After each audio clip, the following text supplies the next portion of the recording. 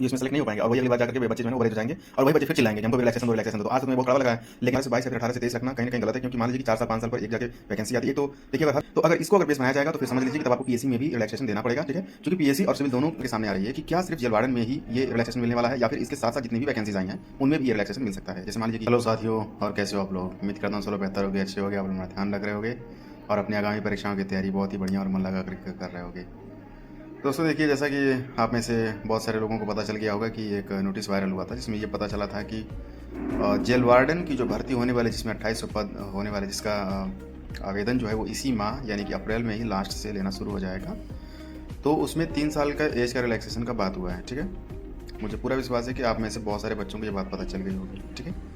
तो यहाँ पर बात ये निकल करके सामने आ रही है कि क्या सिर्फ जेल वार्डन में ही ये रिलैक्सेशन मिलने वाला है या फिर इसके साथ साथ जितनी भी वैकेंसीज आई हैं उनमें भी ये रिलैक्सेशन मिल सकता है। जैसे मान लीजिए कि कांस्टेबल का भी 3000 कुछ पोस्ट है, ठीक है। पीएससी का भी 9500 प्लस है, 9800 कुछ है। फिर मतलब उसके साथ साथ बहुत सारे पद हैं, ठीक है। मेनली हम बात करेंगे तो पीएससी की बात करेंगे और उसके साथ जो है अपना सिविल पुलिस का उसका बात करेंगे, ठीक है, कि क्या इसमें भी एज रिलैक्सेशन मिल सकता है या फिर नहीं। एसएसएफ भी उसमें है, ठीक है, घुड़सवार भी उसमें है, बाकी सब पद आप लोग जान रहे होगे, ठीक है। देखिए यहाँ पर सबसे बड़ी बात जो निकल करके सामने आ रही है वो ये है कि 3 साल का जो रिलैक्सेशन जो मिला है जेल वार्डन में वो सिर्फ इसलिए मिला है क्योंकि कोरोना काल के बाद से ये पहली भर्ती है जो कि कराई जा रही है जेल वार्डन की, ठीक है। तो अगर इसको अगर बेस बनाया जाएगा तो फिर समझ लीजिए कि तब आपको पीएससी में भी रिलैक्सेशन देना पड़ेगा, ठीक है। क्योंकि पीएससी और सिविल दोनों का आवेदन जो, चूँकि ये देखिए जेल वार्डन का तो अलग से फॉर्म भरा जाएगा, लेकिन पीएससी और सिविल पुलिस का एक ही साथ फॉर्म चलेगा। तो जाहिर सी बात है कि अगर आप पीएससी में अगर आप रिलैक्सेशन दोगे तो आपको उसके साथ साथ उसमें सिविल में भी आपको देना पड़ेगा, ठीक है। एक बात क्लियर हो जा रही है। दूसरी बात ये है कि कोरोना काल के बाद देखिए सिविल ये पीएससी का भी जो पोस्ट है वो पहली बार ही आया है 5-6 साल के बाद जाकर के, अब जाके पीएससी का जो ये पोस्ट है 9500 अब जाकर के निकला है।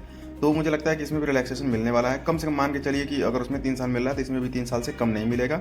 और देखिए अदर स्टेट में आप लोग अच्छे से जानते होंगे कि रिलैक्सेशन कह रहा हूँ कि जो एज जो लिया जाता है वो 18 से 25 साल का है। 18 से 25 हर स्टेट में, चाहे आप दिल्ली की बात करिए, चाहे बिहार की बात करिए या फिर और भी मध्य प्रदेश, यहाँ इन सब में समझ लीजिए कि 18 से 25 साल जो सामान्य वर्ग के लिए है आयु रखा गया है, ठीक है। तो फिर उत्तर प्रदेश में क्यों नहीं 18 से 22 या फिर 18 से 23 रखना कहीं ना कहीं गलत है, क्योंकि मान लीजिए कि 4 साल 5 साल पर एक जाके वैकेंसी आती है। एक तो देखिए अगर हर साल वैकेंसी आता तो फिर तो कोई दिक्कत नहीं था, लेकिन प्रॉब्लम ये है ना कि कम से कम 4 साल 5 साल पर एक बार जाके वैकेंसी आती है। आप भले ही 60,000 70,000 वैकेंसी करा लो एक बार में, लेकिन उसका फ़ायदा बहुत सारे बच्चों को नहीं मिल पाता, क्योंकि बच्चे अपनी गलतियों से बहुत कुछ नहीं सीख पाते हैं, ठीक है।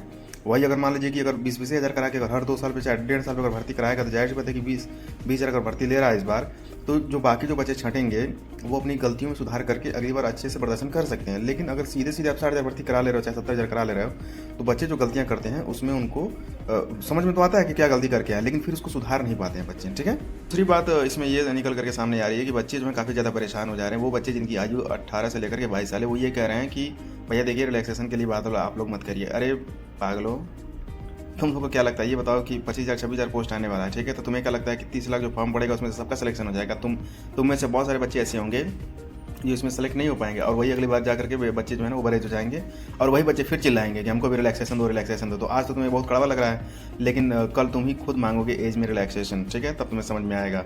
देखो जाहिर सी बात है यार कि अगर 50,000 60,000 पोस्ट आता है तो लिमिटेड बच्चे ही सिलेक्ट होंगे और फॉर्म तो आप लोग जानते हो कम से कम 30 लाख 40 लाख फॉर्म पड़ जाता है, तो सबका तो सिलेक्शन वैसे भी संभव नहीं है। लेकिन मौका जो है वो सभी को मिलना चाहिए और जो उम्र में जो छूट है वो सबको मिलनी चाहिए और एज बढ़ना भी चाहिए। यहाँ यूपीएसआई की भी वैकेंसी आ गई, 4543 पोस्ट पर इसका आवेदन लिया जाएगा इसी माह के अंतिम में, ठीक है, शुरू किया जाएगा फॉर्म। तो एक जो सबसे अच्छी बात इसमें ये निकल करके आ रही है कि जिन बच्चों का किसी कारण से इसमें नहीं हो पाया या फिर जो बच्चे बहुत ज़्यादा एज के हो गए हैं वो यूपीएसआई की तैयारी कर सकते हैं। इसमें 4 सेक्शन होता है, हिंदी, रीजनिंग, मैथ और जीएस जो होता है वो 3 सेक्शन में बटा होता है। पॉलिटी का इसमें सबसे ज़्यादा वेटेज होता है जहाँ से 16 से 17 प्रश्न बन जाते हैं और मूल विधि का इसमें वेटेज होता है 8 प्रश्न कम से कम मान के चलिए, और बाकी जो होता है जीएस यानी कि 15-16 प्रश्न आपके जीएस के प्रश्न हो जाते हैं। 3 सेक्शन में ये पड़ जाता है और हर सेक्शन में आपको 35% मार्क्स आपको पाना ही है। अगर आप इतना नहीं पाओगे तो कितना भी बढ़िया नंबर दूसरे सेक्शन में लेके आ जाओ, 100 में 100% कर दोगे ना तो भी आप फेल हो जाओगे। यानी कि 35% मिनिमम जो क्राइटेरिया रखा गया उसको आपको फुलफिल करना ही करना है। उसके बाद फिर आपको 50% का क्राइटेरिया फुलफिल करना है, ठीक है।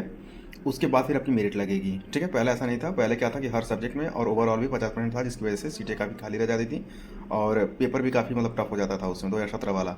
और अभी 21 वाला में आप लोग देख सकते हैं कि इसमें 35% क्राइटेरिया रखा गया था। थोड़ा सा कट ऑफ जो है ऊपर भाग गया था, भागना लाजमी भी है, लेकिन 35% करने की वजह से काफ़ी ज़्यादा सहूलियत बच्चों को हो जाती है। ठीक है, क्योंकि सबका मैथ, सबका हिंदी, सबका रीजनिंग, सबका जीएस जो था एक समान नहीं होता है। ठीक है, किसी का जीएस बढ़िया होगा तो किसी का रीजनिंग बहुत बढ़िया होगा, किसी का मैथ बहुत बढ़िया होगा तो किसी का हिंदी बहुत बढ़िया होगा। ठीक है, सबका एक बराबर नहीं होता। इसलिए इस चीज़ को संतुलन करने के लिए, बैलेंस करने के लिए 35% का क्राइटेरिया लगाया गया।